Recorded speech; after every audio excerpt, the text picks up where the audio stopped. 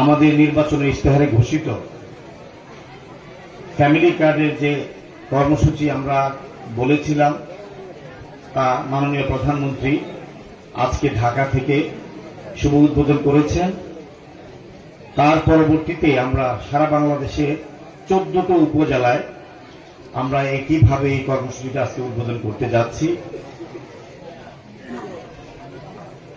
Family কার্ডের এই কর্মসূচিটা আপনারা যারা এখানে উপস্থিত আছেন, মা বোনেরা, মুরব্বীরা বা আমার দলের নেতাকর্মী সহ সর্বস্তরের সাংবাদিক বিন্দু সকলেই জানেন, নির্বাচনের পূর্ব মুহূর্তে আমরা যখন নির্বাচনী প্রচার কাজে ছিলাম, প্রায় 400-র উপরে আমরা উঠান বৈঠক করেছি, পথসভা করেছি, বিভিন্নভাবে আমরা সভা সমাবেশ করেছি। নির্বাচনের আগের প্রায় 1 মাস আগে থেকে 1.5 মাস যাবত প্রত্যেকটা মিটিংয়ে আমরা এই কার্ডের কথা কিন্তু বলেছি না? প্রত্যেকটা কর্মসূচিতে আমরা বলেছি। আমাদের মাননীয় প্রধানমন্ত্রী আজকে আমাদের দলের চেয়ারম্যান জনাব তারেক রহমান সাহেবের পক্ষ থেকে যদি আল্লাহর রহমতে জনগণ ভোট দিয়ে আমাদেরকে নির্বাচিত করে, তাহলে প্রতিটা পরিবারের নারী প্রধান যারা আছেন, জাতি, ধর্ম, বর্ণ নির্বিশেষে সকল পরিবার এই কার্ডের ভুক্তভোগী হবেন, এই কার্ডটি পাবেন। তার মধ্যে কিছু ক্রাইটেরিয়া করা হয়েছে, কিছু নীতিমালা।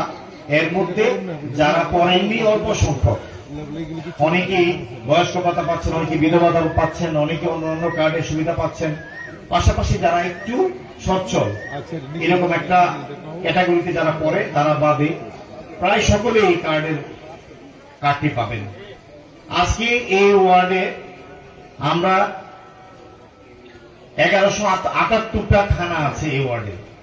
এর মধ্যে 1010 জনকে আমরা এই স্বয়ংক্রিয় পদ্ধতিতে আমরা নির্বাচিত করেছি। 1010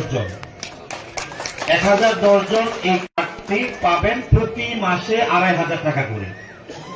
এটা বাংলাদেশের ইতিহাসে একটা যুগান্তকারী একটা পদক্ষেপ। একটি সরকারের বয়স মাত্র 21 দিন এবং আমরা এই সিদ্ধান্তটা নিয়েছি সরকারের 10 দিনের মাথায়।